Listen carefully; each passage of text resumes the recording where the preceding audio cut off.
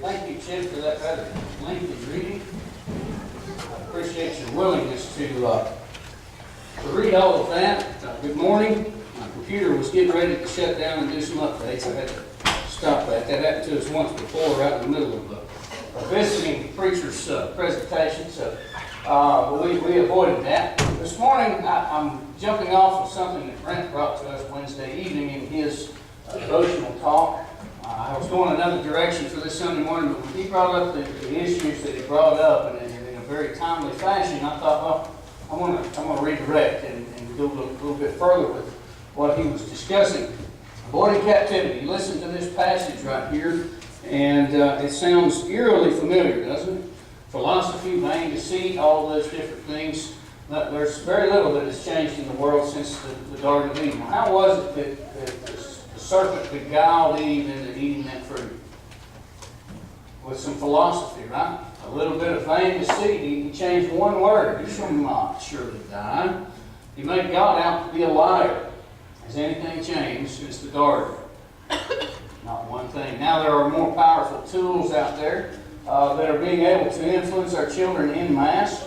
We looked at several things over the weekend, articles and things surrounding the current progressive agenda in the United States. I don't have to get into all of the sordid details of what they want to have done, but you need to be aware that everything that they are about is undermining all things Christian. You can believe anything you want to believe as long as you believe what they believe. That's really the essence of modern day tolerance in America.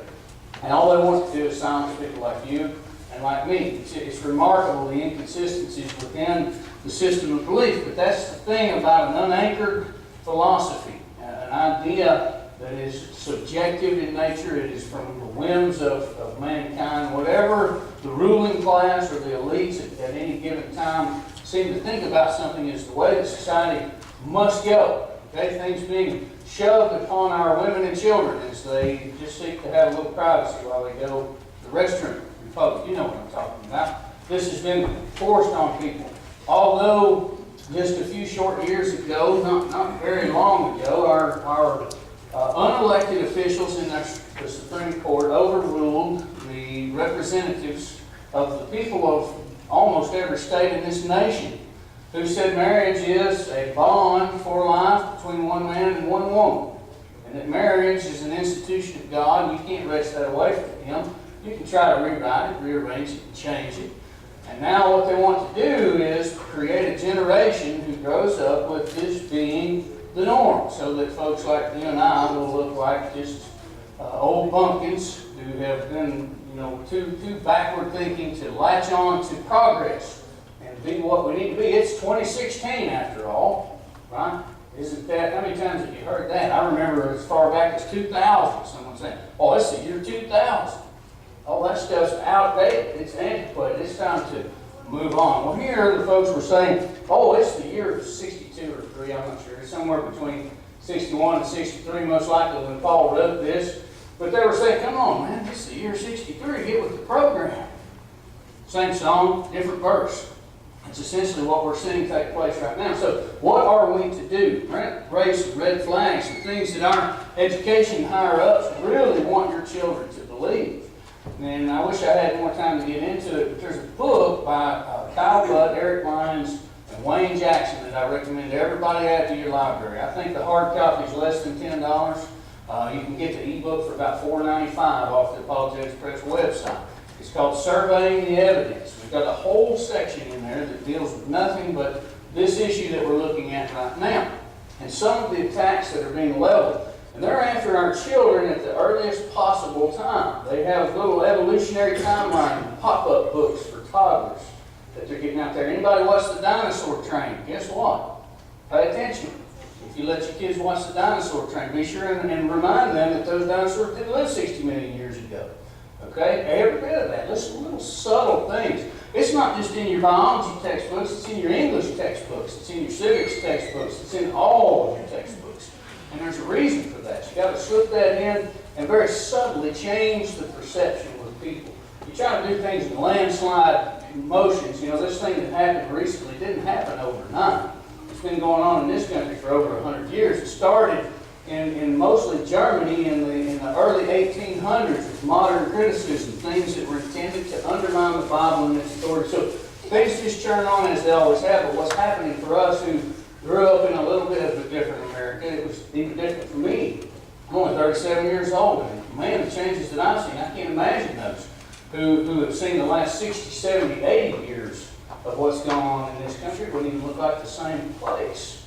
Okay, but these things have happened before, and the answers are still the same. I want to share with you a little bit about the crisis in Colossae. If you go through the book of Colossians, don't treat it as just some disjointed letter, just a few remarks made by the apostle. He's dealing with a specific situation in a specific place and time. When you get to chapter 2 here, you're dealing with a philosophical idea that was emerging and meshing a very ecumenical mindset, taking certain Jewish elements, certain Gnostic elements in its early stages. Gnosticism meaning knowledge. You see, folks have always been craving knowledge, and it's amazing some of the fanciful ideas that come when people get those last 3 letters out by the end of their name, the PhD. It's amazing some of the things that I've heard from otherwise right-thinking people. I know they're intelligent. Otherwise, they wouldn't have that PhD, but the ideas that come from that. It's like we get too smart for our own good sometimes. And that's what's happening in American education. It's been happening for long ages. Let's take a look at Colossae. It's about 125 miles to the east of Ephesus, in the district of Phrygia, which was in the Roman province of Asia Minor. If you look into Asia Minor and its history, there was everything you can imagine. It might be like a little New York City back in the ancient days. Not nearly as many people, but consider an ancient New York or an ancient LA. Okay, you want it, it's there. You got you can just go through it and get it. The same was true throughout most of Greece and really throughout the Roman Empire. But Asia Minor was especially known for its mystery cults and things of that nature. So that's part of what's going to factor into this. You've got Colossae located on a very major trade route. Okay? And what happens with trade routes is you've got people from all different places bringing their goods, and they bring other things with them. Whenever you have a mixing and meshing and merging, well, it's a melting pot, if you will. Now, what about the United States? What is the United States known for? We're a melting pot. People from anywhere, we're all inclusive. Come as you are, bring it with you. Bring what you've got. Just get along. Go along to get along. Now, Hierapolis, you're going to see, if you look in chapter 4, verse 13, he's going to mention 2 other cities. And these 3 cities come to form for our purposes, a tri-cities of sorts. There's Hierapolis, Colossae, and Laodicea. We're familiar with Colossae and Laodicea more than Hierapolis because of the letters to the churches in Asia. Laodicea turns out to be the lukewarm church. Remember? Jesus was having to straighten them out in the Revelation. But Hierapolis was a tourist city. You remember when he said, "You are neither hot nor cold, but because you are lukewarm, I'll spit you out of my mouth"?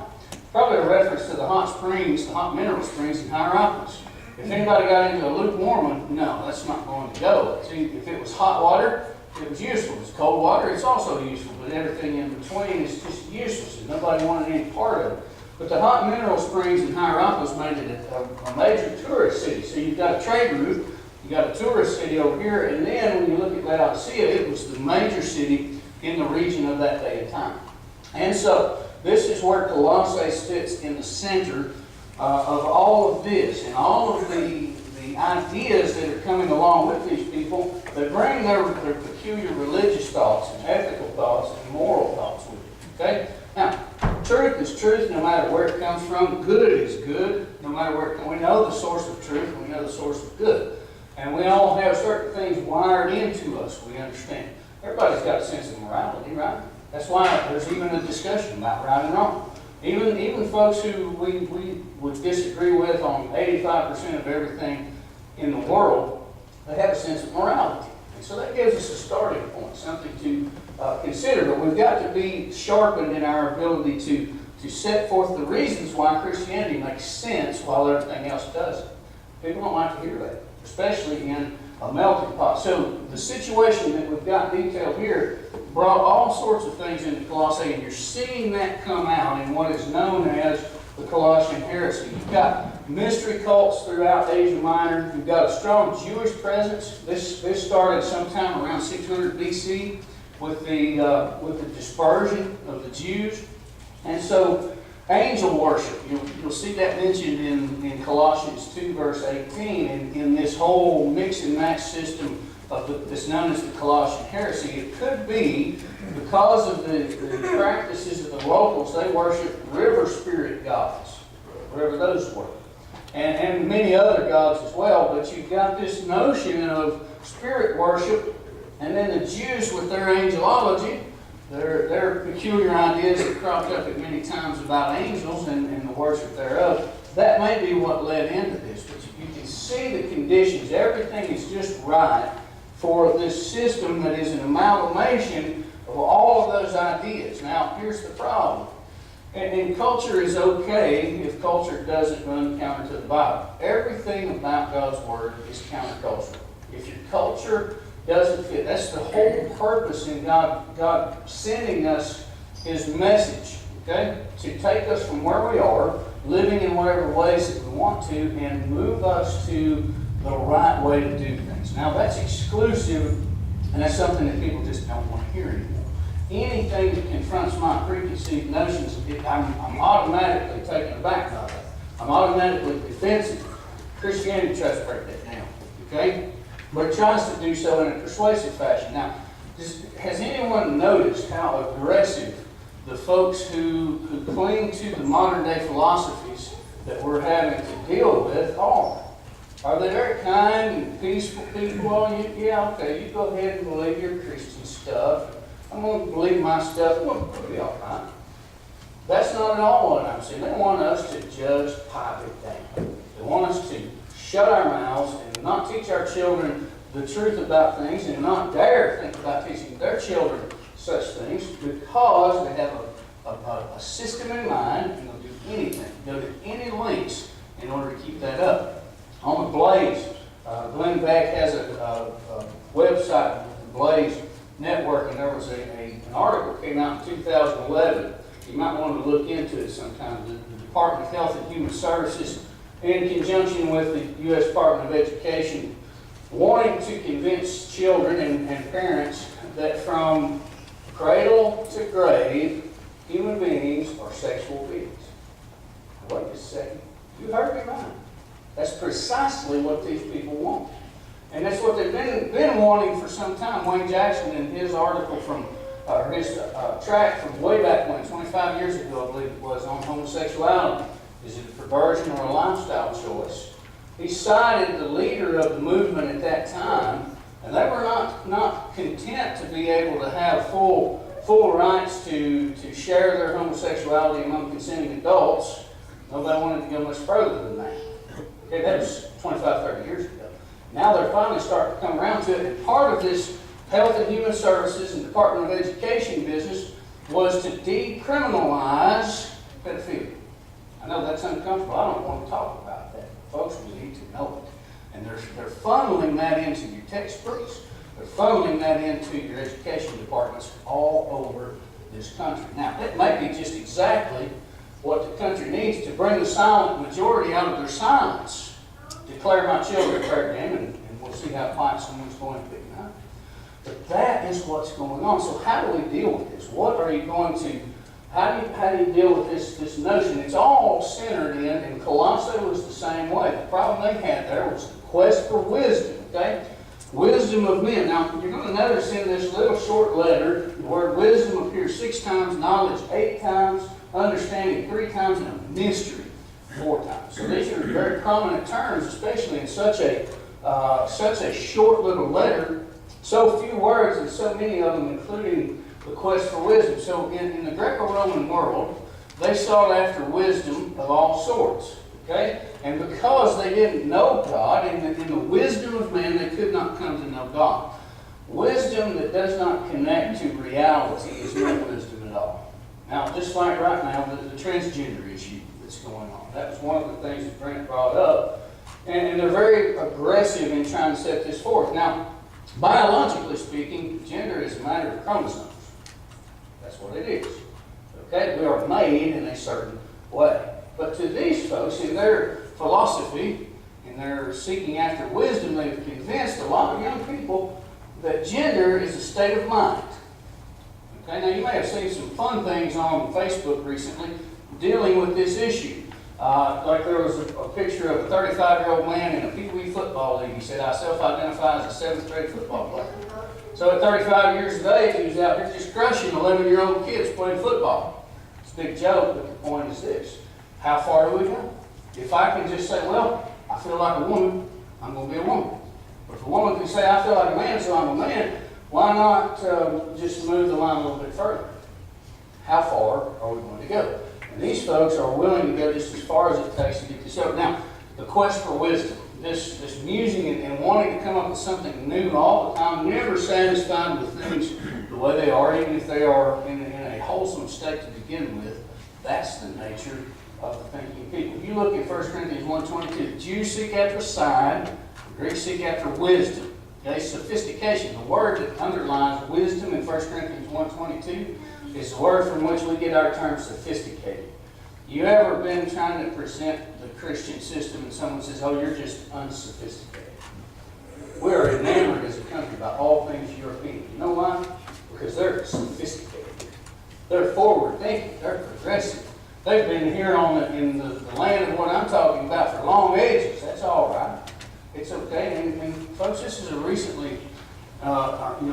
phenomenon for us here in the U.S. But if you look back to the time that the Bible was written, the Caesars and the other kings under the Roman Empire, they had their boys. Okay? And I know it's disturbing, but it's the truth, and nobody thought too much about that. So for us to think that, oh, it'll never get that far here, let's think again, because they're on their way, and they are pushing just as hard as they can push. We've got to stand ready. In Acts 17:21, describing the Athenians there, it says that Paul went out to talk to the Athenians. He came down to the marketplaces and found certain Stoic and Epicurean philosophers. And he goes on to say that in Athens, the people spent all their time in nothing but to speak or to hear some new thing. Always learning, but never coming to a knowledge of the truth.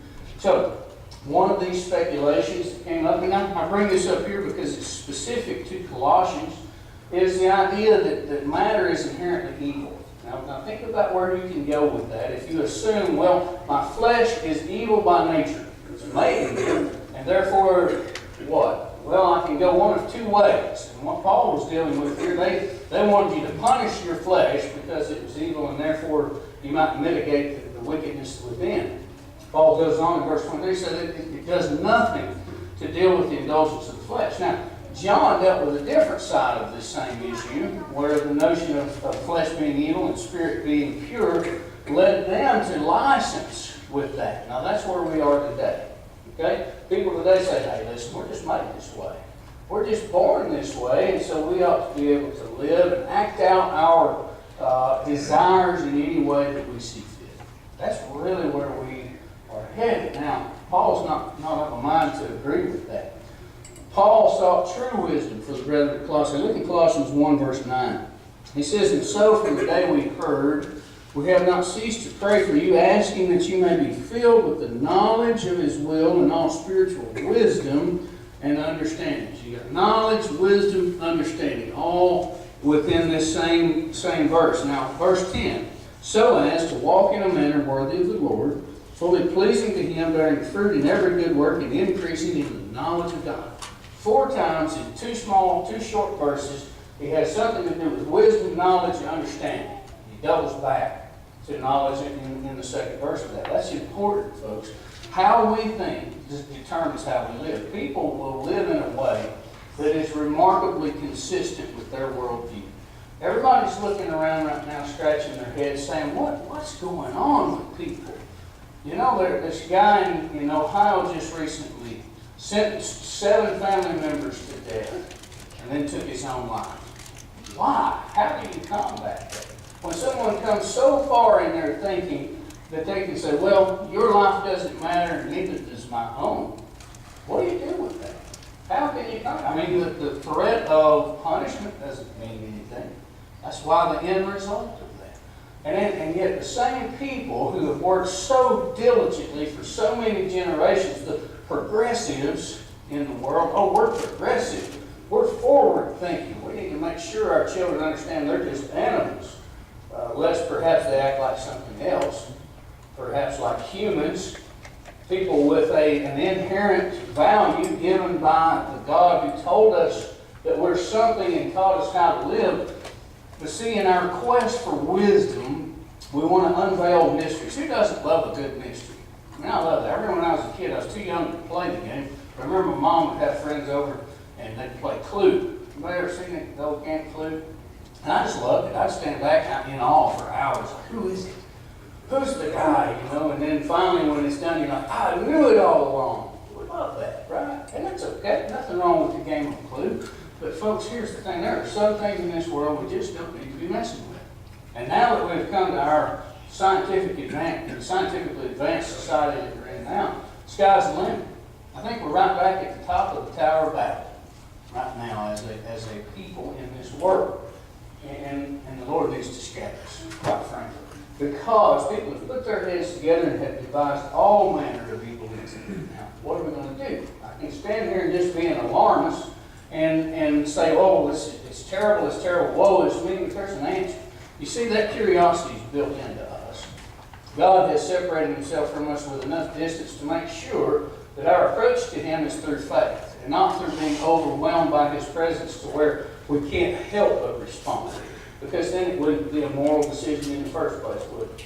No, it's got to be something where we follow that evidence. And if you look in Acts 17, 26 and 27, the reason that he set the boundaries and the appointed times and seasons for us is in the hopes that we might reach for him and grope for him in the hopes that perhaps we might find him. Sadly, so many people want to fill that void with all the wrong things. And not knowing what we're looking for is what's leading to all of these things. Now, here's the thing. When we have zeal without knowledge, it's devastating. Okay? Proverbs 19:2 says, desire without knowledge is dangerous. It is a damaging thing. Romans 10:1-4, Paul's prayer for Israel was that they might be saved. He says, I give testimony to you about them that they have a zeal for God, but it's not according to knowledge. Because not understanding the righteousness of God, they saw the righteousness of their own. So what we've got to do is look at, okay, we as human beings are naturally inclined to want to know what's right and what's wrong. Why? Where did that come from? I think we have a solid answer to that question to be found right here in the pages of the Bible. I know folks say it's antiquated and it's outdated, but if you apply the principles right now, look at all the problems that will fade into the background. So, as Jean-Baptiste Alphonse Carr, I think I said that right, as he is famous for this phrase, the more things change, the more they stay the same, we need to consider this. We are living in modern day Colossae, if you will, to some extent. We've actually got it a little better than they did because the presence of the leavening effect of the church is much stronger here. There is a much greater number of God's people here than there was in Colossae at the time. So, all of this, now, is everybody scared to death? Pulling kids out of school, go live in the mountains and forget all about it, right? We're going to start our own little monastery here in Greenback. We're just going to build a big tall wall and load up with guns and ramen noodles, right? That's what a lot of folks would like to do. But we can't carry out the mission of the church that way. We're not supposed to hunker down in fear. Paul told Timothy that God did not give us a spirit of timidity or fear, but a spirit of power. Okay, we have the truth in our hands, and at the end of the day, read against it as hard as you want to, the truth will stand, and it makes sense to people. There was a time in my life, just to give you a little extra hope, there was a time in my youth, you remember, I kind of just walked away from religion altogether, and I walked into all sorts of philosophies. My teenage years were the most confusing and frustrating time in my life. You could not pay me enough to go back and do that again. I would never be a teenager again because I bought into all this stuff. Okay? Now, what's the point? It is so important that we fortify our children, teach them how to think for themselves. Okay? This is an interesting and kind of ironic thing that the folks in educational circles like to throw out there. They say, well, you need to teach your children how to think for themselves. And then they go out of their way to make sure that the other side of the story is being told. Isn't that ironic? There's no thinking for yourself. You think this way. That's what they want to force upon all of us. And the responsibility is ours. Now, think about this for just a moment. Our children spend 6 to 8 hours a day, 5 days a week, 9 months out of the year, with someone else, forming their opinions, teaching them what they're going to learn and know. And we're going to try to undo that in 30 minutes around the dinner table every evening. We had better take every opportunity, because you can bet that they're going to get their information, they're going to get their worldview from someone somewhere. So what do we do?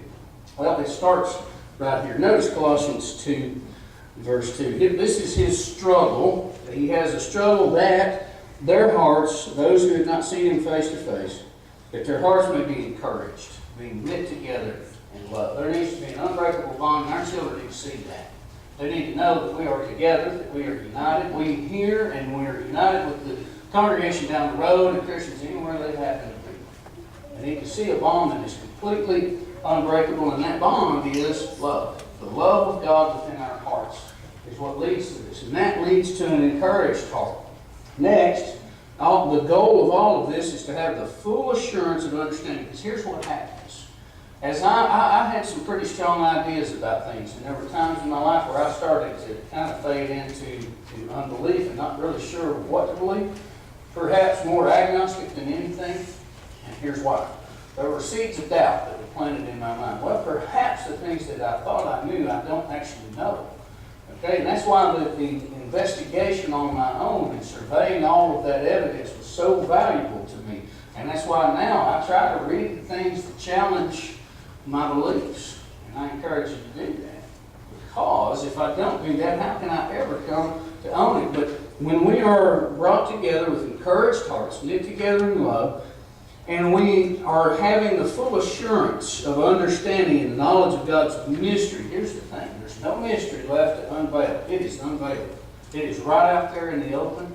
The reason that the world exists, the reason that you and I exist, and the purpose we serve while we're here, it's all been unveiled. And we can know that when we search through the things that Christ has given us. Now notice, the mystery of God is Christ, in whom are hidden all the treasures of wisdom and knowledge. We need to understand that though the intellectuals in the world want to treat us like a bunch of country bumpkins that don't know any better, bless their hearts, as little Christians, they've got to have a crutch to lean on, something to prop them up.